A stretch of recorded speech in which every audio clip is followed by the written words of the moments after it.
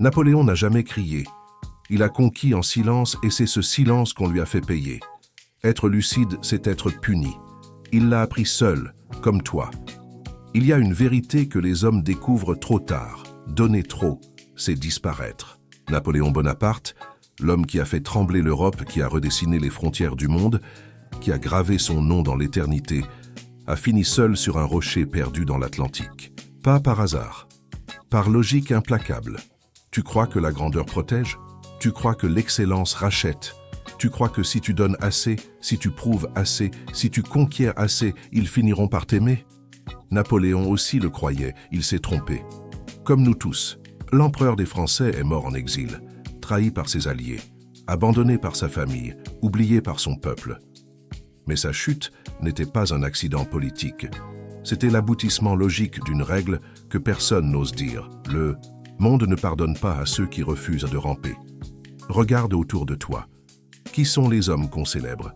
Ceux qui se taisent quand il faut parler. Ceux qui sourient quand il faut résister. Ceux qui plient quand il faut tenir. Les médiocres, les complaisants, les invisibles, eux, ils survivent. Eux, ils sont aimés. Eux, ils meurent tranquilles dans leur lit. Mais toi, si tu as l'audace d'être authentique, si tu refuses de porter le masque, si tu oses dire la vérité, quand tout le monde préfère le mensonge confortable, alors tu es Napoléon. Alors tu es condamné à la grandeur solitaire. Alors tu es condamné à comprendre ce que lui a compris trop tard. Donner trop, c'est disparaître. Cette leçon, il l'a payée de sa vie. Il a donné son génie à la France, sa jeunesse aux batailles, son cœur à une époque qui ne le méritait pas. Et qu'a-t-il reçu en retour? L'exil, la trahison, l'oubli. Parce que le monde punit toujours ceux qui lui rappellent sa propre médiocrité. Tu ressens cette douleur, n'est-ce pas? Cette sensation d'être trop pour ce monde, trop intense, trop vrai, trop vivant. Cette fatigue d'être celui qui donne toujours plus que ce qu'il reçoit.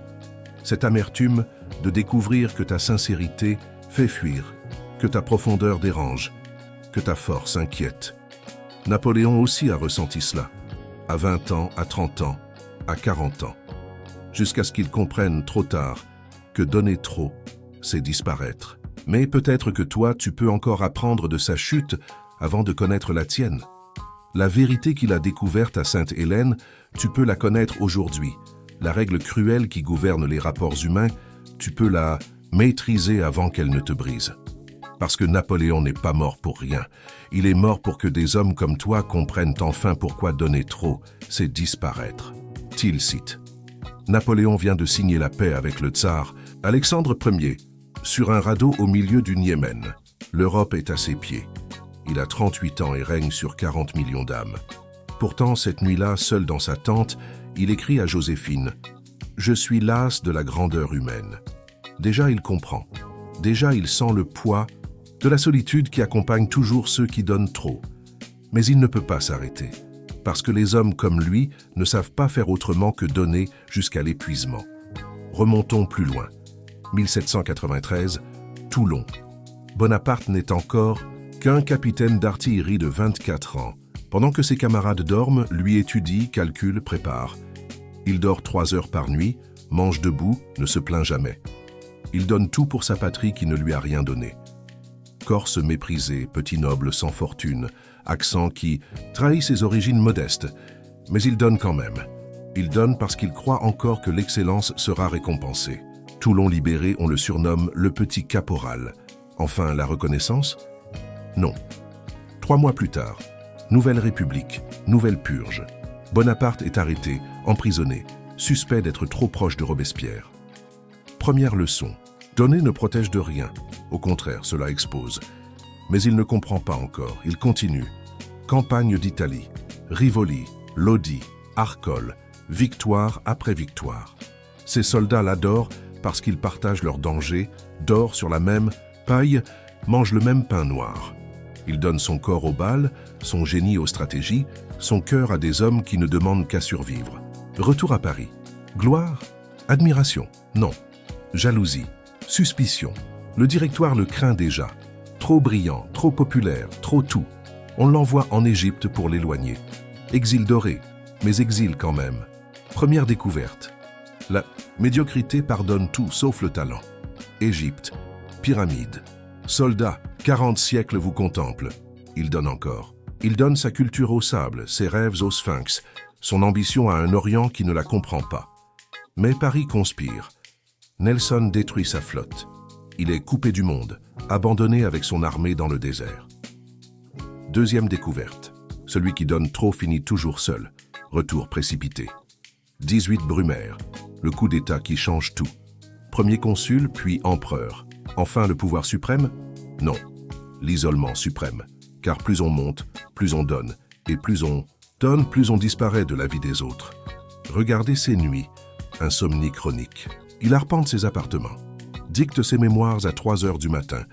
Écrit des lettres qu'on ne lui répond jamais avec la même intensité. Il donne son temps, son énergie, sa santé à un empire qui grossit mais qui l'avale. Code civil, université, route, pont, théâtre. Il construit un monde nouveau. Mais qui construit Napoléon? Joséphine, elle le trompe pendant qu'il guerroie. Marie-Louise, mariage politique qui devient tendresse vraie mais trop tardive. Ses frères, ils conspirent pour leur royaume personnel. Ses maréchaux, ils négocient déjà avec l'ennemi quand la fortune tourne. Moscou brûle. 600 000 hommes sont partis de Paris. 30 000 reviendront. Napoléon donne cette armée à l'hiver russe, donne cette génération à son rêve européen. Et que reçoit-il? Malais conspire à Paris, croyant l'empereur mort. En son absence, personne ne défend son trône. Personne ne protège celui qui a tout donné pour les protéger. Leipzig, 1813. La bataille des nations. L'Europe coalisée contre un homme seul. Ses anciens alliés le trahissent un par un. Saxons, Bavarois, Wurtembergeois changent de camp en pleine bataille. Lui qui a donné des trônes, qui a élevé des roturiers au rang de roi, qui a partagé sa gloire avec tant d'hommes, se retrouve abandonné par tous. Fontainebleau, avril. 1814. Abdication. Ces maréchaux, ces hommes qu'il a couverts d'or et d'honneur, ces Murat, ces Bernadotte, ces Marmont, viennent lui dire « C'est fini, sire ». Ils ont négocié avec l'ennemi. Ils ont choisi leur survie contre sa grandeur. Dernier cadeau de celui qui donnait trop. Il leur pardonne. Il signe son abdication pour éviter que la France saigne davantage. Île d'Elbe. Premier exil. L'homme qui régnait sur l'Europe gouverne. Maintenant 12 000 habitants et quelques kilomètres carrés. Mais même là, il donne encore. Routes, égouts, mines, administration moderne. Il transforme ce rocher comme il a transformé l'Europe. Parce qu'il ne sait pas faire autrement. Les 100 jours, dernier éclat, Waterloo, dernière défaite. Cette fois, pas de négociation possible. Sainte-Hélène.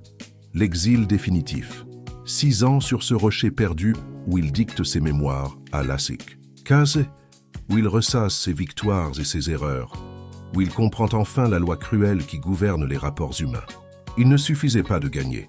Il fallait encore être seul pour mériter sa propre légende. Dans cette prison dorée, entouré de quelques fidèles, surveillé par Hudson Lowe, Napoléon découvre la vérité ultime. Il a donné sa vie entière aux autres, à la France, à l'Europe, à l'histoire. Et les autres, ils ont pris, ont profité, puis l'ont jeté quand il ne leur servait plus. 5 mai 1821. Ils meurent en murmurant « France, armée, tête d'armée, Joséphine ». Jusqu'au bout, il donne ses derniers mots à ceux qui l'ont abandonné. Jusqu'au bout, il prouve que donner trop, c'est disparaître. Mais sa mort n'est pas vaine. Elle nous enseigne, elle nous prévient, elle nous crie cette vérité que nous refusons d'entendre. Le monde ne récompense jamais ceux qui donnent trop. Au contraire, il les punit. Si cela vous a fait vous sentir moins seul dans votre propre générosité incomprise, laissez un j'aime et préparez-vous à découvrir pourquoi cette douleur de Napoléon résonne encore aujourd'hui dans le cœur de chaque homme authentique. Tu reconnais cette douleur, n'est-ce pas? Cette sensation d'être Napoléon dans un monde de Talleyrand, d'être celui qui donne tout pendant que les autres calculent ce qu'ils peuvent prendre. D'être l'homme qui construit pendant que les autres détruisent par jalousie. Aujourd'hui, en 2025, rien n'a changé. Le mécanisme reste le même. Tu donnes ton temps, ton énergie, ton authenticité, et le monde te punit pour cette générosité. Tu crois que c'est de la paranoïa? Regardons ensemble. Au travail, tu es celui qui reste tard, qui finit les projets des autres, qui assume les erreurs de l'équipe. Et qui obtient la promotion? Le collègue qui sait sourire au bon moment, qui flatte les égos, qui évite les responsabilités. Lui, il survit. Toi, tu brûles. Parce que donner trop, c'est disparaître. En amitié, tu es celui qui répond aux appels à 3 heures du matin, qui écoute les problèmes, qui donne les conseils, qui prête l'argent qu'on ne te rendra jamais. Et quand tu as besoin d'aide, silence. Message non lu. Occupé soudainement. Parce que les gens consomment ta bonté comme ils consomment Netflix. Tant que c'est gratuit et disponible. En amour, c'est encore pire. Tu donnes ta sincérité, ta vulnérabilité, ta profondeur. Tu oses montrer qui tu es vraiment. Et qu'est-ce qui se passe? Tu es trop intense. Tu réfléchis trop. Tu ne sais pas t'amuser. Code pour. Ta vérité me dérange parce qu'elle révèle ma superficialité. Alors tu apprends à te taire. Tu apprends à porter le masque. Tu deviens ce qu'ils veulent, léger, insouciant, prévisible. Et là, miracle. Ils t'apprécient, ils te trouvent cool. Ils restent. Mais ce n'est plus toi qu'ils aiment. C'est ton mensonge. Napoléon aussi a porté des masques. L'empereur impassible cachait l'homme qui pleurait en lisant les lettres de ses soldats morts. Le conquérant inflexible dissimulait celui qui s'endormait en pensant à Joséphine. Le génie militaire masquait l'homme qui rêvait de paix, de jardin, de livres au coin du feu. Mais parfois le masque tombe. Et c'est là que tout se complique. Tu oses être authentique dans un monde qui préfère les apparences. Tu paies. Tu oses dire la vérité quand tout le monde préfère le mensonge confortable. Tu paies. Tu oses ressentir profondément dans une époque qui célèbre la superficialité. Tu paies. C'est exactement ce qui t'arrive avec les femmes d'aujourd'hui. Tu arrives avec ta sincérité, tes projets, tes rêves, ta capacité d'engagement. Et elles fuient vers le bad boy, le narcissique, celui qui les traite comme des options. Pourquoi? Parce que ta profondeur les oblige à regarder leur propre vide. Ta constance révèle leur inconstance. Ta fidélité expose leur peur de l'engagement. Elles préfèrent celui qui les fait souffrir parce que la souffrance, au moins, c'est simple. Pas besoin de grandir, pas besoin de se remettre en question, pas besoin d'être à la hauteur. Avec toi, elles devraient devenir meilleures. C'est épuisant. Avec lui, elles peuvent rester médiocres. C'est reposant. Tu te demandes pourquoi tu attires toujours les mêmes profils. Les narcissiques, les instables, celles qui prennent sans jamais donner. Parce que les vampires énergétiques reconnaissent instinctivement les donneurs. Ils flairent ta générosité comme les requins flairent le sang. Et ils foncent. Pendant ce temps, les femmes équilibrées, celles qui pourraient t'apprécier, à ta juste valeur, sont déjà parties avec des hommes qui ont appris la règle. Donner avec parcimonie pour ne pas disparaître. Elles sont avec ceux qui dosent leur attention, qui créent de la rareté, qui appliquent cette logique cruelle mais efficace de la valeur perçue. C'est injuste? Bien sûr. C'est révoltant? Évidemment. Mais c'est la réalité. Napoléon aussi trouvait cela injuste. Lui aussi se révoltait contre cette logique perverse où la médiocrité est récompensée et l'excellence punie. Mais révolte ne change rien aux lois du monde. Regarde tes modèles masculins d'aujourd'hui. Qui admire-t-on? Les entrepreneurs qui exploitent, les influenceurs qui mentent, les politiciens qui manipulent, ceux qui prennent sans donner, ceux qui accumulent sans redistribuer, ceux qui brillent sans éclairer. Eux, ils réussissent. Eux, ils sont célébrés. Eux, ils dorment tranquilles. Et toi, tu restes éveillé la nuit, rongé par cette question. Qu'est-ce qui ne va pas chez moi? Rien ne va pas chez toi. Tu es Napoléon. Tu es celui qui donne trop dans un monde qui prend tout. Tu es l'homme authentique dans une époque de façade. Tu es le problème parce que tu révèles le problème. Tes parents t'ont menti. Tes professeurs t'ont menti. La société t'a menti. Ils t'ont dit « Sois gentil, sois généreux, sois honnête et tu seras récompensé. » Mensonge. La bonté sans limite est perçue comme de la faiblesse. La générosité sans contrepartie est considérée comme de la naïveté. L'honnêteté sans filtre est jugée comme de la maladresse sociale. Tu as appris trop tard que le monde récompense les stratèges, pas les saints, les calculateurs, pas les cœurs purs, les manipulateurs, pas les transparents. Napoléon était un stratège militaire de génie, mais un naïf en relations humaines. comme toi. Il croyait que ses victoires lui vaudraient de la loyauté. Tu crois que tes efforts te vaudront de la reconnaissance. Il pensait que sa grandeur inspirerait l'admiration. Tu penses que ton authenticité suscitera l'amour. Vous vous trompez tous les deux. Parce que la grandeur dérange, l'authenticité expose, la générosité culpabilise. Et plutôt que de s'élever pour être à ta hauteur, le monde préfère te rabaisser pour rester à la sienne. C'est pour cela que tu te sens seul au milieu de la foule. C'est pour cela que tu as l'impression de parler une langue que personne ne comprend. C'est pour cela que tu portes ce poids invisible sur les épaules. Tu es un Napoléon dans un monde de courtisans. Mais contrairement à lui, tu peux encore apprendre. Tu peux encore changer la donne. Tu peux encore éviter Sainte-Hélène. Pas en devenant médiocre, mais en comprenant les règles du jeu. Pas en arrêtant de donner, mais en apprenant à qui donner. Pas en renonçant à ta grandeur, mais en la protégeant de ceux qui la détruiraient. Si cette vérité résonne en toi comme un écho dans une cathédrale vide, inscris-toi maintenant et découvre dans le prochain sujet comment transformer cette douleur de donner trop en une force qui te protège sans te diminuer. Maintenant, la leçon finale. Celle que Napoléon a comprise trop tard sur son lit de mort à Sainte-Hélène. Celle qui peut encore te sauver si tu l'écoutes vraiment. Le monde ne pardonne jamais à ceux qui refusent de porter le masque. Jamais. C'est la règle absolue, immuable, cruelle mais vraie. Tu peux la combattre, la nier, espérer qu'elle ne s'applique pas à toi. Elle s'appliquera quand même. Parce que l'authenticité est une menace existentielle pour un monde construit sur le mensonge. Napoléon a refusé de ramper.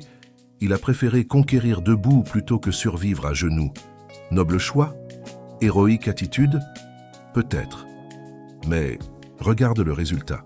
Mort seul, trahi par tous, oublié de son vivant. La grandeur ne protège de rien, au contraire, elle expose à tout. Toi aussi, tu refuses de ramper. Tu continues à donner ton maximum, pendant que les autres donnent leur minimum. Tu persistes à dire la vérité pendant que les autres calculent leurs mensonges. Tu maintiens ton intégrité pendant que les autres adaptent leurs principes aux circonstances. Et tu te demandes pourquoi tu souffres? Parce que l'intégrité est un luxe que le monde ne peut pas se permettre. Ta constance révèle leur inconstance. Ta loyauté expose leur trahison. Ta profondeur trahit leur superficialité. Tu es un miroir qui renvoie une image insupportable, celle de ce qu'ils pourraient être s'ils avaient le courage d'être authentiques. Alors ils te brisent le miroir. Pas par méchanceté, mais par nécessité existentielle. Ton existence même est une accusation silencieuse. Ta façon d'être remet en question leur façon de vivre. Et plutôt que de changer, ils préfèrent que tu disparaisses. C'est exactement ce qui s'est passé avec Napoléon. L'Europe entière s'est coalisée contre lui. Pas seulement par intérêt politique, mais par peur existentielle. Il représentait ce qu'un homme peut accomplir quand il refuse les limites imposées par les autres. Il incarnait la possibilité de dépasser sa condition. Et cela, c'était intolérable. Parce que si Napoléon pouvait, alors tous pouvaient. Si ce Corse sans fortune pouvait conquérir l'Europe, alors chaque homme pouvait conquérir sa propre médiocrité. Et cela, les médiocres ne peuvent pas l'accepter. Leur confort psychologique dépend de la croyance que l'excellence est impossible. Aujourd'hui, c'est pareil avec toi. Tu déranges. Pas par ce que tu dis, mais par ce que tu es. Ta simple existence prouve que l'authenticité est possible, que l'intégrité n'est pas un mythe, que la générosité n'est pas naïve. Et cela terrorise ceux qui ont choisi la facilité. Alors ils t'isolent, ils te font douter, ils te murmurent « tu es trop exigeant, tu attends trop des gens, tu devrais être plus réaliste ». Code pour « descends à notre niveau pour qu'on se sente moins mal d'être ce qu'on est ». Et parfois tu cèdes, tu baisses tes standards, tu acceptes l'inacceptable, tu deviens complice de ta propre diminution, parce que la solitude de l'authenticité devient insupportable. Parce que tu préfères être aimé pour un mensonge que rejeté pour une vérité. Napoléon aussi a eu ses moments de faiblesse, ces instants où il a voulu être aimé plutôt que respecté. Ses compromis avec sa propre grandeur pour acheter un peu de chaleur humaine. Mais chaque compromis était une petite mort. Chaque concession était une trahison de soi-même. Et au final, cela n'a servi à rien. Malgré tous ses efforts pour être humain, il est resté seul. Malgré toutes ses tentatives d'être aimable, il a été haï. Parce que quand on est grand, on ne peut pas devenir petit sans mourir. Et quand on meurt vivant, on ne vit plus jamais vraiment. Voici la vérité que personne ne te dira. Être vrai, c'est être seul. C'est le prix. C'est non négociable. Tu peux essayer de l'éviter, de le contourner, de le négocier. Il sera toujours là. Parce que l'authenticité est une route solitaire par définition. Mais, et c'est crucial, c'est le seul combat qui vaille la peine. Parce que toutes les autres routes mènent à la mort de l'âme. Tu peux choisir la popularité, mais tu mourras anonyme. Tu peux choisir la facilité, mais tu mourras vide. Tu peux choisir la médiocrité, mais tu mourras sans avoir vécu. Napoléon est mort seul, mais il est mort, Napoléon. Pas Bonaparte, le courtisan. Pas Bonaparte, le complaisant. Pas Bonaparte, l'adapté. Napoléon, l'empereur. Napoléon, le conquérant. Napoléon, celui qui a refusé de plier. Et toi, tu préfères mourir toi-même ou mourir populaire? Tu préfères mourir authentique ou mourir apprécié? Tu préfères mourir debout ou mourir à genoux? Parce que c'est vraiment le choix. Il n'y en a pas d'autre. La grandeur n'est pas mesurée par la gloire, mais par la quantité de solitude qu'elle exige. Plus tu es grand, plus tu es seul. Plus tu es vrai, plus tu déranges. Plus tu donnes, plus tu disparais. C'est mathématique. Mais voici le secret que Napoléon a découvert trop tard. Cette solitude n'est pas une punition, c'est une protection. Elle filtre les parasites. Elle écarte les profiteurs. Elle éloigne ceux qui prendraient sans donner. Ta solitude n'est pas le signe de ton échec, c'est la preuve de ta valeur. Les médiocres voyagent en groupe, les grands voyagent seuls, pas par choix, mais par nécessité. Parce que peu de gens peuvent suivre le rythme de l'excellence, peu d'âmes peuvent supporter l'intensité de l'authenticité, peu de cœurs peuvent comprendre la générosité sans calcul. Alors, que fais-tu maintenant? Tu continues à donner trop en espérant qu'un jour ce sera récompensé. Tu continues à être authentique en priant pour que le monde change? Tu persistes dans ta grandeur en rêvant d'être compris? Ou tu acceptes enfin la règle? Être vrai, c'est être seul. Mais c'est le seul combat qui vaille la peine. Parce que mourir authentique, c'est vraiment vivre. Et vivre faux, c'est vraiment mourir. Napoléon n'est pas mort pour rien. Il est mort pour que tu comprennes. Donner trop, c'est disparaître. Mais ne pas donner du tout, c'est n'avoir jamais existé. Si tu as déjà ressenti le poids d'être différent, le fardeau d'être authentique dans un monde de masques, écris ton histoire en commentaire et préparons-nous à clore cette vérité, ensemble. Si la vérité de Napoléon a résonné dans tes os comme un tambour de guerre, si tu as reconnu ta propre solitude dans son exil, si tu comprends enfin pourquoi donner trop c'est disparaître, alors agis maintenant. Laisse un j'aime pour que d'autres hommes découvrent cette force interdite. Chaque like sauve un homme de l'illusion mortelle de la générosité sans limite.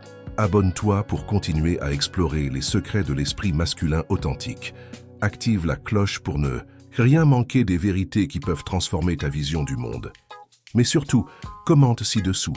Quelle douleur as-tu endurée seul? Quel sacrifice n'a jamais été reconnu? Quelle générosité t'a mené à la disparition? Écris librement. Ta vérité pourrait éclairer notre prochaine révélation. Partage cette vidéo avec un homme qui a besoin de comprendre pourquoi il souffre d'être authentique. Ton geste pourrait lui éviter des années de naïveté destructrice. Et si tu es resté jusqu'ici, écris Napoléon en commentaire. Prouve que tu as eu le courage d'entendre cette vérité jusqu'au bout. Montre que tu fais partie de ceux qui préfèrent la lucidité amère aux illusions douces. Votre histoire pourrait inspirer notre prochaine exploration des mystères masculins. La révolution commence par un homme qui refuse de mentir. Sois cet homme.